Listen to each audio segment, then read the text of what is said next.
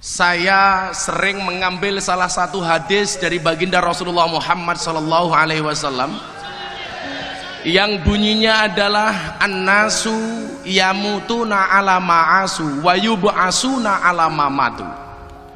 Seseorang itu akan dimatikan oleh Allah sebagaimana kebiasaan dia hidup, dan akan dibangkitkan dari alam kubur sebagaimana dia mati. Orang akan dimatikan dalam sebagaimana kebiasaan dia hidup. Saya kasih contoh. Hari ini kita sama-sama kehilangan masyayikh kita. Jam 6 pagi saya dikabari teman asisten Mbah Mun dari Mekah. Gus, mohon doanya. Mbah Mun kritis. Bahasa kritis saya sebar di WA group dengan tidak menggunakan bahasa kritis.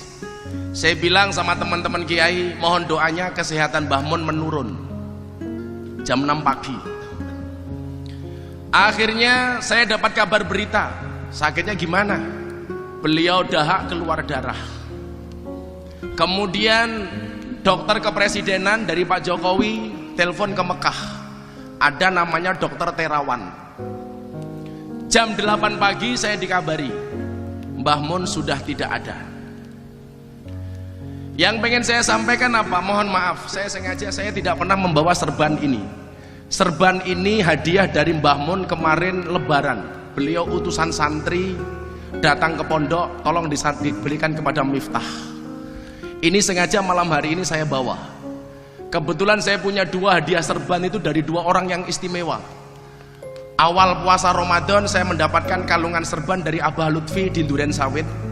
Kemudian lebaran kemarin saya mendapatkan ini dari Mbah Maimun. Sengaja hari ini saya bawa, padahal saya tidak pernah membawa sebelumnya.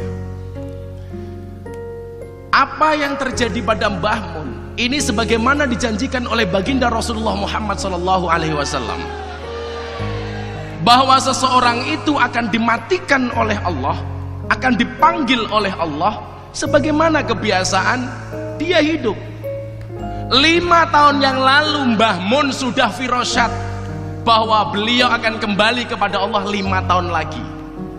Beliau sering berbicara, sering mauidhah hasanah tentang kemuliaan hari Selasa. Dan ternyata semua apa yang Mbah Mun sampaikan, Mbah Mun dawuhkan, semuanya hari ini terbukti.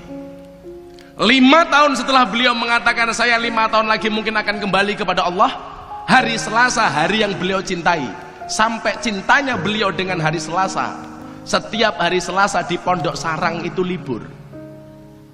Padahal rata-rata pesantren libur hari Jumat, beliau minta hari Selasa. Betapa mulianya beliau, orang yang sangat dekat dengan Allah. Maka saya sering bilang begini, Pak Kapolres, kalau polisi seneng ngaji, saya seneng, insya Allah matinya pas pengajian. Yang menjadi persoalan tuh polisi mainnya cuma di jalan tok. Ini hati-hati ini. Matinya bisa tabrak truk. Hati-hati.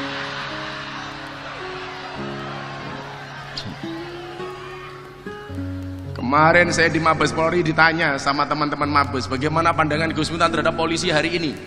Polisi hari ini menurut saya istimewa, Pak. Kenapa? Luar biasa. Polisi Indonesia itu keren, gimana tidak mengamankan demo, dilempari batu sama pendemo yang masuk ambulan batunya. Dan ini hanya terjadi di Indonesia.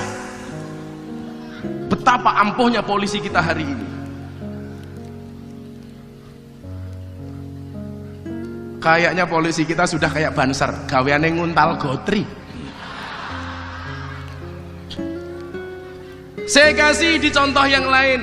Saya besok 1 Oktober haul almarhum almarfurlah Kiai Haji Sairozi Lamongan. Beliau kalau ngasih tausiah ceramah itu klemek tapi ilmu tasawufnya masuk. Anda tahu kapan meninggalnya Kiai Sairozi? Ketika berangkat pengajian. Kenapa? Karena 24 jam waktunya dihabiskan untuk pengajian.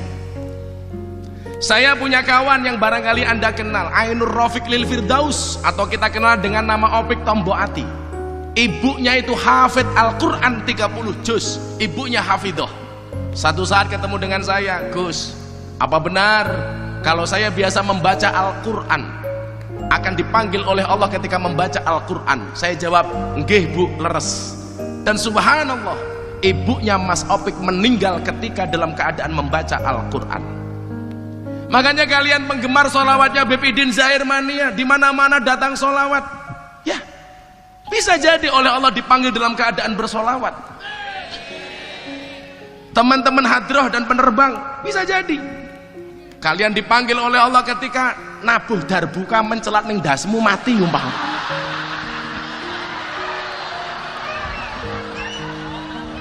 Plek tok modar umpama.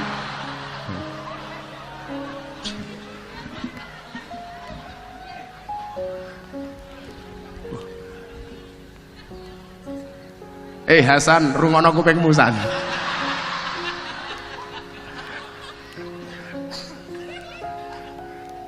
Kalau di tanggal tua sama tanggal muda itu Hasan nabuh darbukanya beda. Kalau tanggal tua nggak ada jawab, bunyi darbukanya apa? Entek dite, entek dite.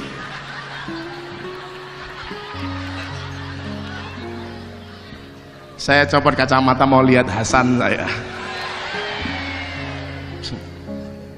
Sebagaimana kebiasaan dia hidup.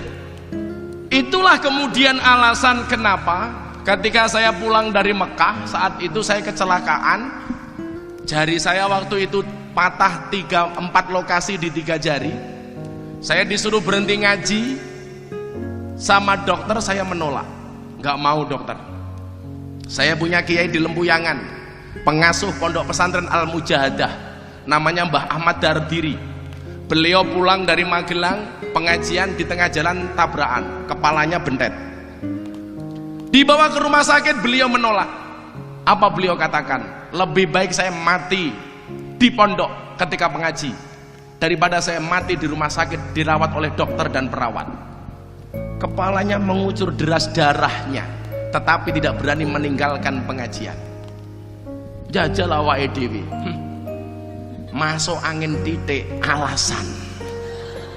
Bahkan kadang-kadang diajak ngaji jawabannya apa? Wes tahu. Hati-hati orang yang diajak ngaji jawabannya wes tahu, hati-hati. Sesok kamu susah doa, ya Allah saya minta bahagia, malaikatnya bengok, wes tahu. Merongos kowe tak kandhani.